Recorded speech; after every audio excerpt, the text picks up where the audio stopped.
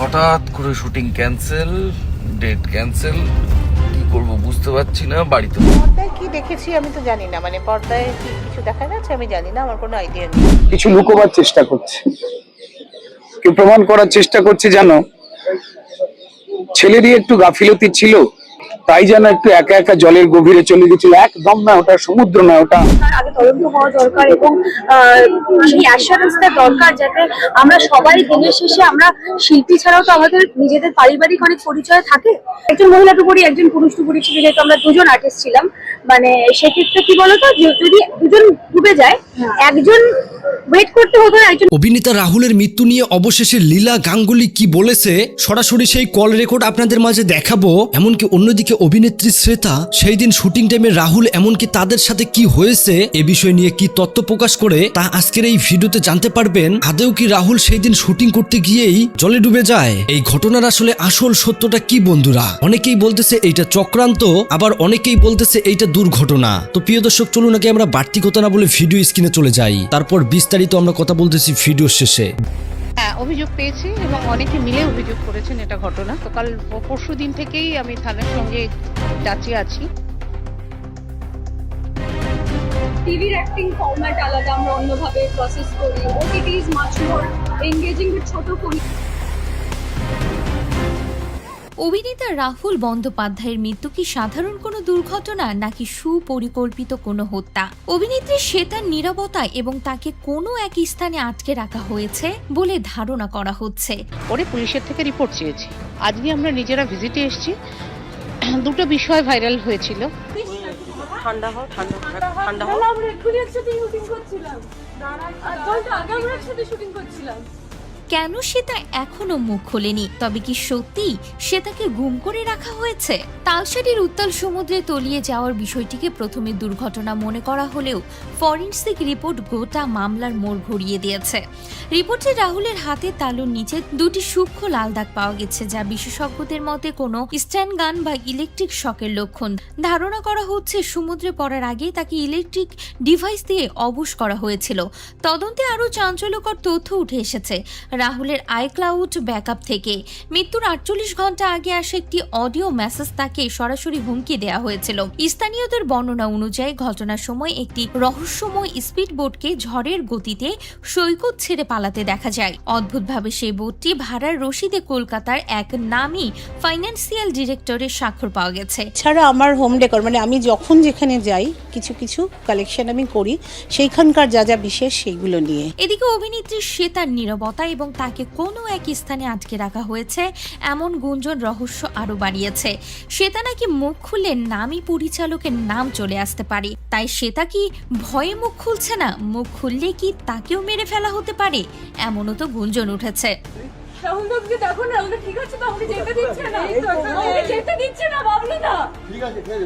টলিউডের নামী পরিচালক বা প্রভাবশালীদের সঙ্গে এই ঘটনার কোনো যোগসূত্র আছে কিনা তা নিয়ে প্রশ্ন উঠেছে। অন্যদিকে আর্টিস্ট ফোরামের হস্তক্ষেপ, অবশেষে প্রসেনজিৎ চট্টোপাধ্যায়ের উপস্থিতিতে মিটিং এর পর লীনা গঙ্গোপাধ্যায়ের প্রোডাকশন হাউস ম্যাজিক মোমেন্টের বিরুদ্ধে এফআইআর করার সিদ্ধান্ত নেওয়া হয়েছে। অভিযোগ উঠেছে যে ইন্ডাস্ট্রির পরিকাঠামো এতটাই শোচনীয় যে শুটিং সেটে প্রাথমিক চিকিৎসার কোনো সরঞ্জামও থাকে। জানা যায় ইন্ডাস্ট্রি নাকি এখন প্রভাবশালীদের হাতের পুতুলে পরিণত হয়েছে এবং সঠিক তদন্তের মাধ্যমেই এই রহস্যের জোট খোলা সম্ভব। রাহুলের মতো প্রতিভাবান অভিনেতার মৃত্যুর প্রকৃত সত্য যেন তার সন্তান সহজ জানতে পারে, সেই দাবি জানানো হয়েছে। এছাড়া বাংলা চলচ্চিত্র জগতের বর্তমান পরিস্থিতি এবং প্রভাবশালীদের আধিপত্য নিয়েও কড়া সমালোচনা করা হয়েছে। তো আপনাদের কি মনে হয়, শ্বেতাকে কি সত্যি কোথাও লুকিয়ে রাখা হয়েছে, নাকি সে ভয়ে মুখ খুলছে না? মুখ খুললে কি সেও রাহুলের কাছে পৌঁছে যাবে? অবশ্যই কমেন্ট করে জানাতে ভুলবেন না। আর তারপর আমি তোমার জলের মধ্যে ঠেলে ফেলে দেবো।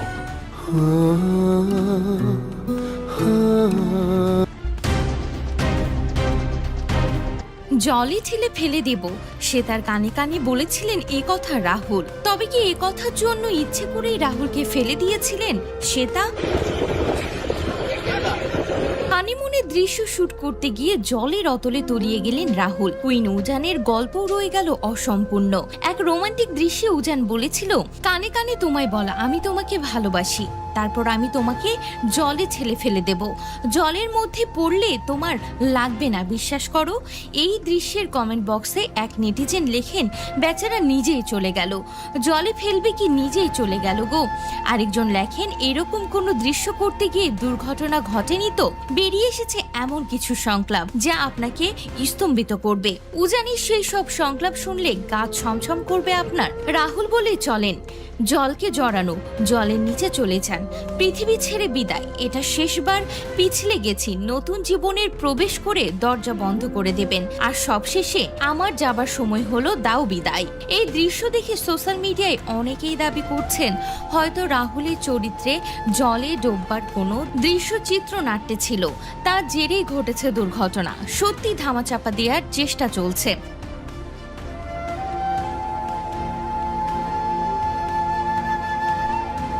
দাবি নেটিজেনদের। এক দর্শক লিখেছেন, তালসারিতে যখন এই ভয়াবহ দুর্ঘটনাটি ঘটে ঠিক সে সময়কালেই টিভিতে এই এপিসোডটি সম্প্রচারিত হচ্ছিল।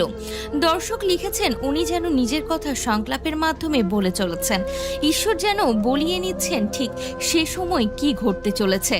যেটা জিজ্ঞাসা করার যে কিছু অসঙ্গতি পাওয়া যাচ্ছে, এটাই অনেকে বলছেন এবং অনেকে অভিযোগও আনছেন যে এটা তদন্ত করা উচিত। কি হয়েছিল সত্যিটা জানতে তদন্ত তো হচ্ছে, আমিও তো তদন্তের জন্যই অপেক্ষা করছি। আমি তো সেদিন ওখানে ছিলাম না, আমি আগের দিন গেছিলাম, সেদিন আমি ছিলাম না। তো সুতরাং ঘটনা যেটা হয়েছে সেটা আমাকে লোকের কাছ থেকে মানে আমার টেকনিশিয়ান, আর্টিস্ট এদের সঙ্গে কথা বলেই জানতে হয়েছে। আমার আমার নিজেদের যে টিমের লোকজন তাদের সঙ্গে কথা বলেই জানতে হয়েছে যারা ওখানে ছিলেন। এবার এতগুলো লোক কথা বলছে, কখনো কখনো কোনো কথায় কি ফাঁক থাকবে সেটার আমি দায়িত্ব নিতে পারছি না, কিন্তু যেহেতু আমি নিজে চোখে দেখিনি, এবার তোমার যদি কিছু প্রশ্ন থাকে আমাকে বলো, আমি যা শুনেছি সেটুকু তোমাকে বলবো।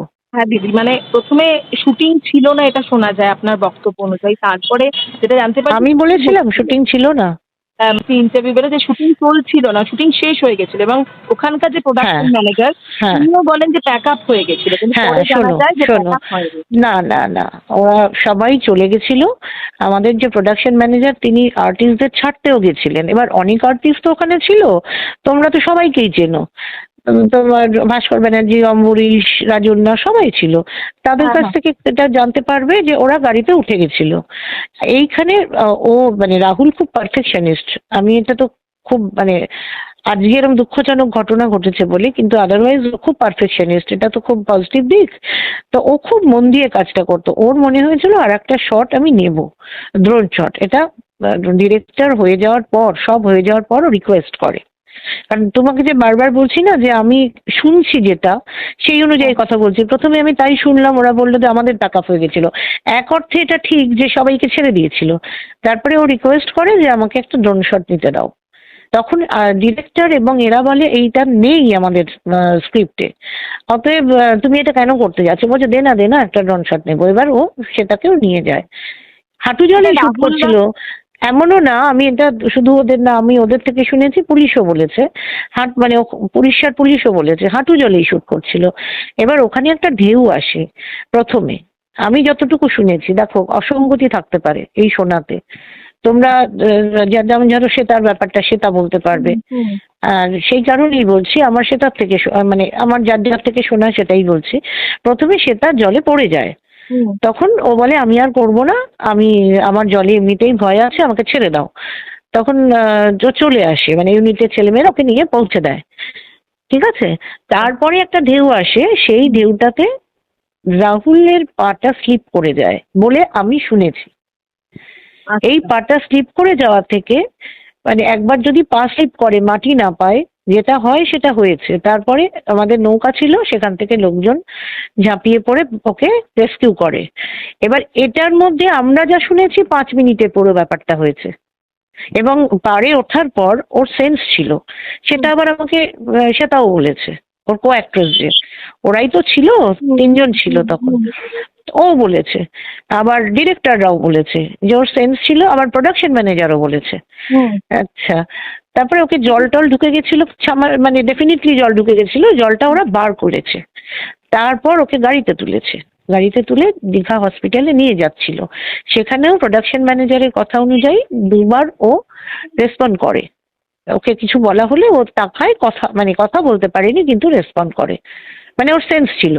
তারপর যখন ওকে ওপরে তো হসপিটালের এখন একতলা না দোতলা আমি জানি না, যেখানে নিয়ে যাওয়া হয়েছিল সেখানটা গিয়ে ডাক্তার বলেন যে ওটা হি ইজ নো মোর, এইটুকু আমি জানি।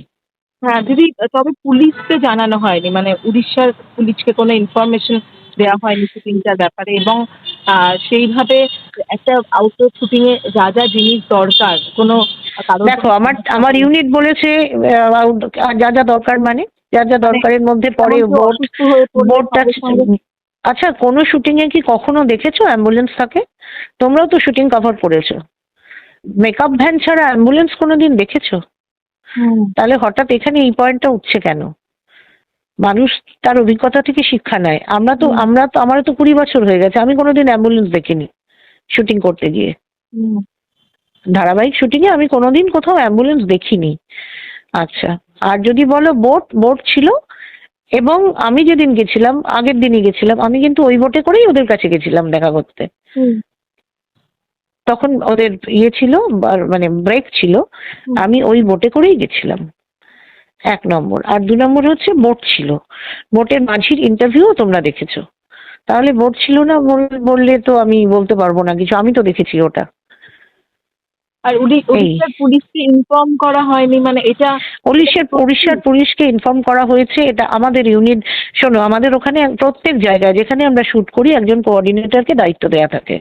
কারণ যিনি লোকাল, যিনি চেনেন, যার ওখানে হোটেল আছে, এই শ্রী ইন বলে হোটেলটা, আর সৌরভ ছেলেটির নাম, এর আগে বহুবার শুটিং করেছি ওর সঙ্গে, ওর লোকাল শুটিং এর দায়িত্ব নেয়, আমাদের শুধু না অন্যদেরও করে।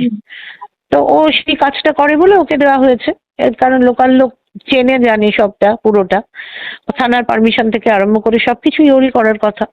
ও আমাদের জানিয়েছে থানার পারমিশন আছে, প্রোডাকশন ম্যানেজারের সেটা দেখে নেওয়ার কথা।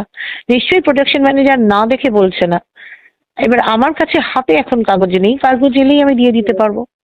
বুঝতে পেরেছি দিদি। শেষ করবো, আপনি বললেন আপনার শরীরটাও খারাপ, স্বাভাবিকভাবে মন শরীর দুটোই খারাপ, কিন্তু মানে আজকে এটাও একটা প্রশ্ন উঠছে যে মানে এই ধারাবাহিকের তেমন ভাবে কাউকেই দেখা গেল না, মানে রাহুল দাস শেষ যাত্রায়। কি বলবেন সেটা নিয়ে, মানে সেটার কি কারণ? আমি তো জানি না, আমি তো শুনেছি সবাই ছিলেন, অনেকে ছিলেন। না, শুধু সিদ্ধার্থ দা সম্ভবত। ওকে, আমাদের ইউনিটের? হ্যাঁ ইউনিটে, মানে হ্যাঁ এই ধারা। ওরা তো ফেরেনি, ওদেরও তো পুলিশের ইনভেস্টিগেশনের জন্য থাকতে হয়েছে। ওরা তো ফিরছে সবে, অর্ধেক গাড়ি রাস্তায় এখনো। মানে কেউই ফেরেনি? না, যারা ফিরেছে তারা সবাই ছিল। ওখানকার গাড়ি ফেরেনি, একটা গাড়ি সকালে ফিরেছে, ওদের নিয়ে এসেছে রাহুলকে, তারা সবাই ছিল, আমার অফিসের স্টাফরা ছিল। শৈবালদা নিজে কাল গিয়ে দেখা করে এসছেন, আজ সকালে গেছেন। আচ্ছা। শেষ করবো দিদি, শেষে অনেকেই বলছেন যে অনেক কিছু ধামাচাপা দেওয়া হচ্ছে। কেন? রাহুলের সঙ্গে কি আমাদের শত্রুতা ছিল? একমাত্র রাহুলই জানতো যে ওর সঙ্গে আমাদের কি সম্পর্ক, আর তার কিছু চ্যাট আছে অবশ্য আমার কাছে। তাই ধামাচাপা দেবো কেন? দুটো এলাকার পুলিশ তদন্ত করছে, ধামাচাপা দেবো কেন? কারণটা কি? কিসের জন্য ধামাচাপা দেবো বলো তো? ওর সঙ্গে কি আমাদের শত্রুতা ছিল? ও আমাদের খুব পছন্দের আর্টিস্ট, এবং ও যে অসম্ভব শ্রদ্ধা করতো সেটা আমরা জানি, এবং কাজ করার জন্য মুখিয়ে থাকতো আমাদের সঙ্গে কাজ করবে বলে। সেগুলো তো প্রমাণ করার কোনো জায়গা নেই। আর এই কারণেই এই কথাগুলো আমি বলতে চাইছিলাম না। এখন নানা রকম কথা হতে পারে, হয়, কথার জন্যই আপনাকে জিজ্ঞাসা করলাম। না, আমি চাই তদন্ত রিপোর্টটাই আসুক না। আচ্ছা, সব জায়গায় পরিষ্কার যা যা হয়েছে জানা যাক। ঠিক আছে, থ্যাংক ইউ। আর সব থেকে বড় কথা তোমাকে আবারও বলছি, আমি তো সেদিন স্পটে ছিলাম না। আমি যদি লেখার কথা বলো, আমি বলতে পারবো যে সমস্ত আর্টিস্টের পাড়ে বসে শুট ছিল, শুধু 2জন বা 3জন ছিল নিচে, রাহুল একজন, মানে সমুদ্রে সেটা একজন, আর একজন সিদ্ধার্থ, এবং ওদের কখনোই হাঁটু জলের বেশি যাওয়ার কথা ছিল না, এবং ওরা তাই করেছে। এইটাই আমি বলেছি। আমি যে বারবার কথাটা হচ্ছে, জলের দৃশ্য ছিল না, অর্ধেক অভিনেতা অভিনেত্রী জলে নামতে হয়নি তাদের। এই দুজনেরই যেহেতু মধুচন্দ্রিমায় যাচ্ছে, জলে বসে থাকার কথা। ছেলেটি বাই নেচার ভীতু, গল্প অনুযায়ী, তো সেই কারণে মেয়েটা ওকে মানে জাস্ট টুকি দিয়ে চলে যাবে, ওই শ্বশুর বাড়ির দল এসছে তাদের সঙ্গে দেখা করতে, এইটুকুই গল্পে ছিল, এইটুকুই। এবং সেটা মেনশন করা ছিল পার্ট ধরে ধরে যাবে, এর বাইরে কিছু ছিল না। ঠিক আছে দিদি। এবার অনেক সময় আর্টিস্টের তো একটা স্যাটিসফ্যাকশন লাগে, মানে সে মনে করে যে আরেকটু বেটার, আরেকটু গেলে আরেকটু দেখানো যাক, হয়তো তাই। আমি এটাও বলতে পারবো কথা অনুযায়ী আরেকটু এগোনো হয় আর কি। হ্যাঁ হ্যাঁ রাহুল দার না, হ্যাঁ হ্যাঁ হ্যাঁ ডেফিনেটলি, কারণ ওকে সবাই তখন বারণ করেছে। কেন বারণ করেছে? সবারই তো বাড়ি ফেরার তাড়া, এবার জানছে হয়ে গেছে, সব আর্টিস্ট ছেড়ে দেওয়া হয়েছে, তা আবার ইয়ে করবো, আবার শট নেব, সেই জন্য সবাই মানে বারণই করেছিল। তারপর যখন ওখানেই যাচ্ছে তখনও বারণ করেছে। সেটা তো মানে আমি এদের থেকেই শুনেছি সব, মানে সেটার থেকে শুনেছি, শুভ মানে ডিরেক্টর থেকে শুনেছি, অন্য টেকনিশিয়ানদের থেকে শুনেছি। তো এটা মনে রেখো, আমি যা বললাম সবটা কিন্তু আমি স্পটে ছিলাম না, সবটা শুনে বললাম।